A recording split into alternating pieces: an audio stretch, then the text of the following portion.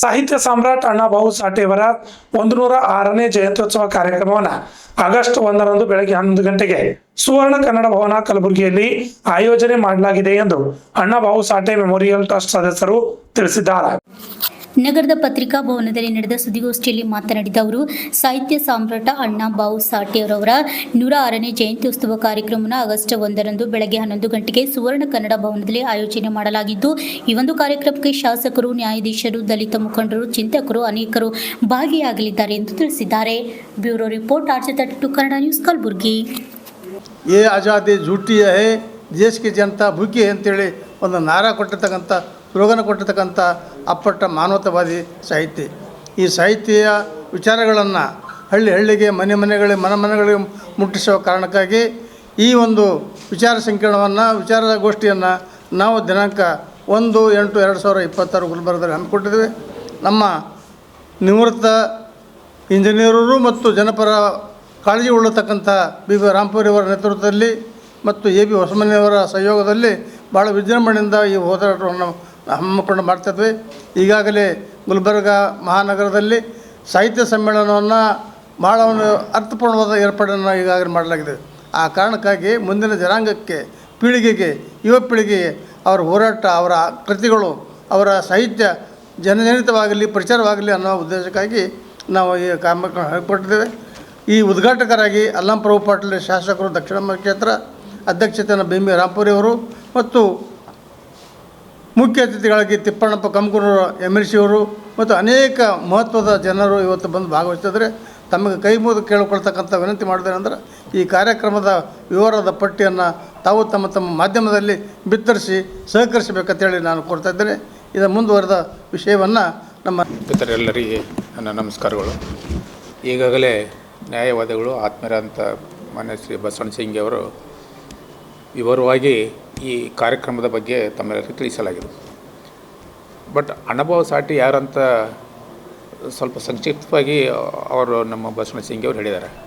ಅಣ್ಣಾಭಾವು ಸಾಠೆ ಅವರು ಮಹಾರಾಷ್ಟ್ರದಲ್ಲಿ ಹುಟ್ಟಿ 1921 ಆಗಸ್ಟ್ನಲ್ಲಿ ಹುಟ್ಟಿ ಅವರು ಯಾವುದೇ ಸ್ಕೂಲಿಗೆ ಹೋಗಲಾರ್ದೇ, ಅಂದರೆ ಶಾಲೆಯ ಕಾಲೇಜು ಮೆಟ್ಲೇರ್ದೇ ಅವರು ಅಪ್ರತಿಮ ಒಂದು ಕ್ರಾಂತಿಕಾರಕ ಗೀತೆಗಳ ಮುಖಾಂತರ ತಮ್ಮ ಸಾಹಿತ್ಯವನ್ನು ಯಾವುದೇ ವಿದ್ಯಾರ್ಥಿ ಯಾವುದೇ ವಿಶ್ವವಿದ್ಯಾಲಯಕ್ಕೆ ಹೋಗಲಾರ್ದೇ ಕೂಡ ಒಂದು ಸುಮಾರು 35 ಕಾದಂಬರಿಗಳನ್ನು ರಚಿಸಿ ಅವುಗಳ ಮುಖಾಂತರ ಈ ಕೂಲಿ ಕಾರ್ಮಿಕರು ಮತ್ತು ಈ ರೈತ ವರ್ಗದವನ್ನು ಸಮಾಜದಲ್ಲಿ ಇರ್ತಕ್ಕಂಥ ಒಂದು ಏನು ಅಸಾಮಾನ್ಯತೆ ಇದೆ ಅವನ್ನು ಹೋಗಲಾಡಿಸಲು ಅವರು ನಿರಂತರವಾಗಿ ತಮ್ಮ ಕ್ರಾಂತಿಕಾರಕ ಗೀತೆಗಳ ಮುಖಾಂತರ ಒಂದು ಜನಜಾಗೃತಿಯನ್ನು ಮೂಡಿಸಿದಂಥ ಮಹಾನ್ ಅಪ್ರತಿಮ ಹೋರಾಟಗಾರ ಮತ್ತು ಕ್ರಾಂತಿಕಾರಕ ಕವಿಗಳು ಕೂಡ ಹೌದು.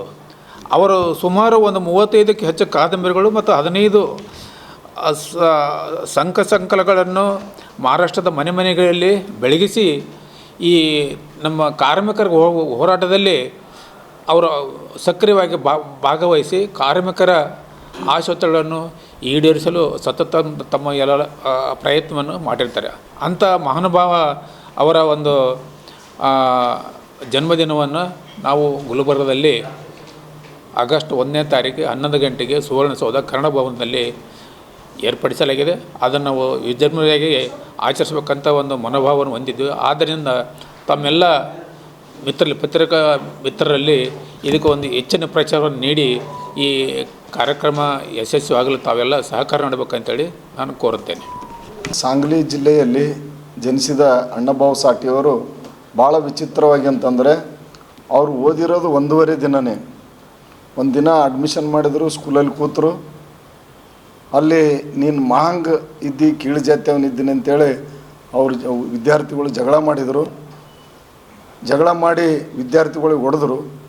ಆ ವಿದ್ಯಾರ್ಥಿಗಳು ಹೋಗಿ ಶಿಕ್ಷಕರಿಗೆ ದೂರು ನೀಡಿದರು. ಹಿಂಗೆ ಅಣ್ಣಾಭಾವು ಸಾಠೆ ನಮ್ಮ ಹೊಡೆದಾರ ಅಂಥೇಳಿ.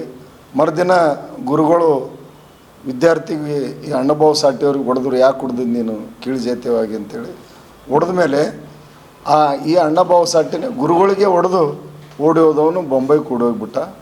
ಬೊಂಬೈಗೆ ಓಡಿ ಹೋಗಿ ಅಲ್ಲೆಲ್ಲ ಕೂಲಿ ಕೆಲಸ ಮಾಡ್ತಾನೆ, ಕಾರ್ಮಿಕ ಸಂಘಟನೆಗಳನ್ನು ಕಟ್ಟಿಕೊಂಡು ಹೋರಾಟ ಮಾಡ್ತಾನೆ. ಸಾಹಿತ್ಯದ ಒಂದು ಲೇಖನದಲ್ಲಿ ಅಭಿರುಚಿ ಹೊಂದಿ ಅವರು ಒಳ್ಳೊಳ್ಳೆಯ ಸಾಹಿತ್ಯಗಳನ್ನು ರಚನೆ ಮಾಡಿದ್ದಾರೆ. ಅದರಲ್ಲಿ ವಿಶೇಷವಾಗಿ ಅಂತಂದರೆ ಅದು ಕಾದಂಬರಿಯಾಗಿ ಸಿನಿಮಾ ಆಗಿ ಮತ್ತು ಪ್ರಶಸ್ತಿಯನ್ನು ಪಡ್ಕೊಳ್ತು.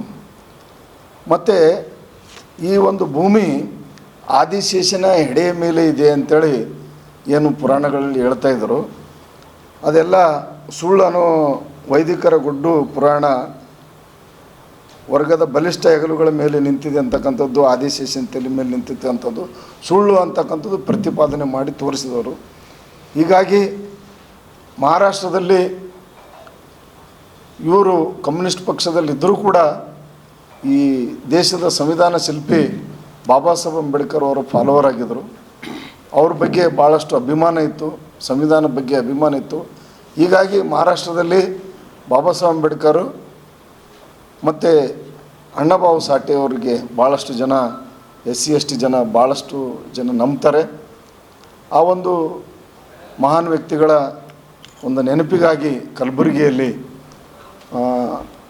106ನೇ ಜಯಂತ್ಯೋತ್ಸವ ಕಾರ್ಯಕ್ರಮವನ್ನು ನಾವು ಕನ್ನಡ ಭವನದಲ್ಲಿ 1/8/2026 ಬೆಳಗ್ಗೆ 11 ಗಂಟೆಗೆ ಕನ್ನಡ ಭವನದಲ್ಲಿ ಹಮ್ಮಿಕೊಂಡಿರ್ತೇವೆ. ಮತ್ತು